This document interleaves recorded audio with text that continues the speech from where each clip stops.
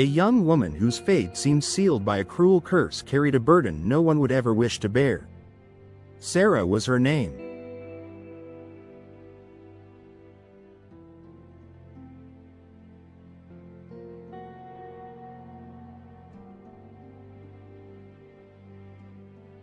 On what should have been the most joyful day in every couple's life, terror replaced celebration. Night after night, the same tragedy unfolded. Her husband was found dead, and Sarah, alone and discredited, wept under the weight of her tarnished reputation.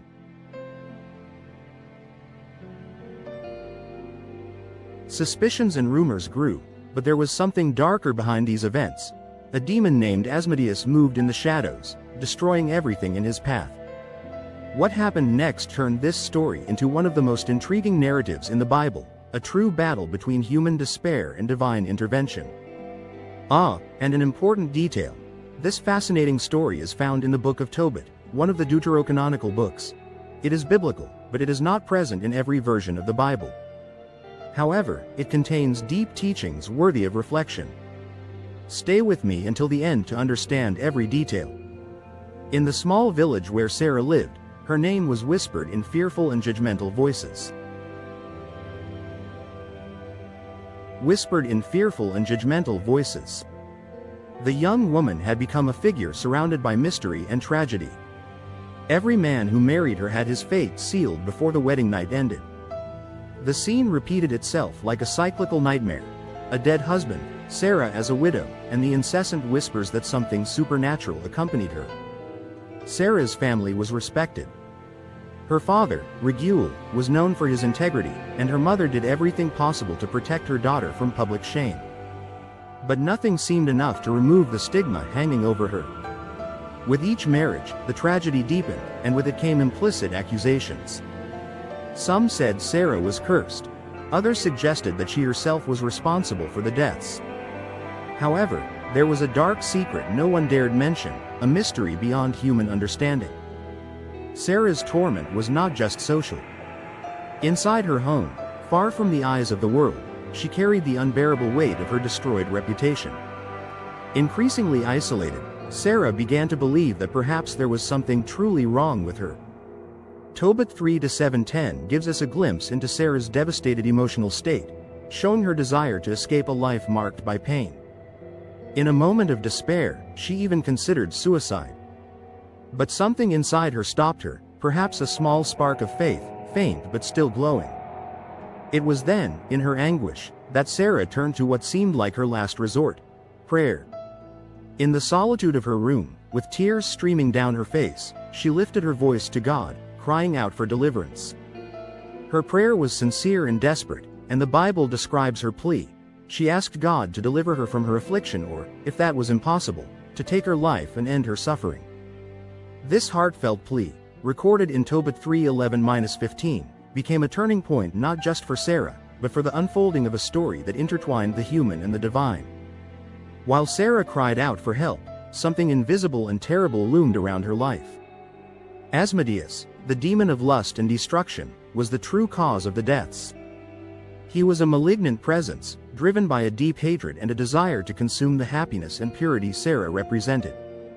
Jewish tradition mentions Asmodeus as one of the most feared demons, and he had a clear purpose: to prevent Sarah from experiencing the joy of a blessed marriage.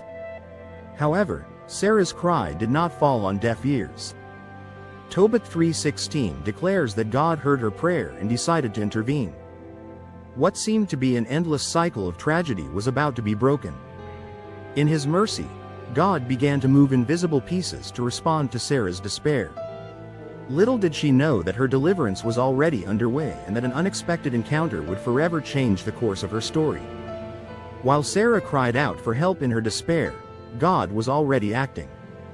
In another part of the same story, in another city, Tobit, a righteous and devout man, was also going through a moment of trial. The Bible presents Tobit as an Israelite exiled in Nineveh, who stood out for his faithfulness to God, even in a hostile environment. However, his life was filled with hardships. Blindness had struck him, and he depended on his son, Tobias, to perform practical tasks and support the family, Tobit 2:10-13. Tobit was a man of unshakable faith, but he also found himself in a position of vulnerability. Like Sarah, Tobit prayed. He asked God for mercy and a solution to his suffering. His prayer was sincere and full of hope, as described in Tobit 3:1-6. He did not know it yet, but his plea was connected to Sarah's, weaving an invisible thread between two souls seeking answers amid chaos. The divine response came in an extraordinary way. The Lord sent the archangel Raphael to act as a mediator and guide for both Tobias and Sarah. Raphael, whose name means God heals, is described in the book of Tobit as a direct messenger of God, sent to bring deliverance and healing to those who cried out for help. Tobit 3:17 reveals the angel's mission. He would be the bridge uniting Sarah and Tobias and the instrument through which Asmodeus would be defeated. Meanwhile, Tobit, aware of his precarious financial situation, asked Tobias to undertake a journey to recover money left with a distant relative, Gabal, in the city of Ecbatana. Tobit 4:1-4. For Tobias, this request was more than just a family responsibility. It was an opportunity to prove his courage and obedience to his father. This journey was not merely about recovering money, it was a spiritual mission planned by God himself. During the journey, Raphael guided Tobias, instructing him on how to face spiritual challenges and defeat Asmodeus. Upon reaching Ecbatana, Raphael revealed to Tobias that he was to marry Sarah, the daughter of Raguel.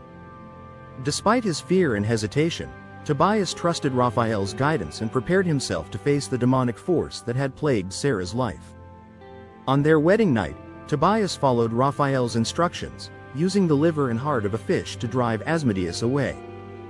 The demon fled, defeated, and Raphael bound him in the desert of Egypt, ensuring he could never return to torment Sarah. Tobit 8:2-3. This victory marked not just Sarah's liberation, but a powerful testimony of God's intervention in human lives. Their story serves as a timeless reminder of faith, courage, and divine redemption. No matter how deep the darkness may seem, God hears, God acts, and God restores. This ancient story continues to inspire, showing us that faith and obedience are the greatest weapons against any adversity.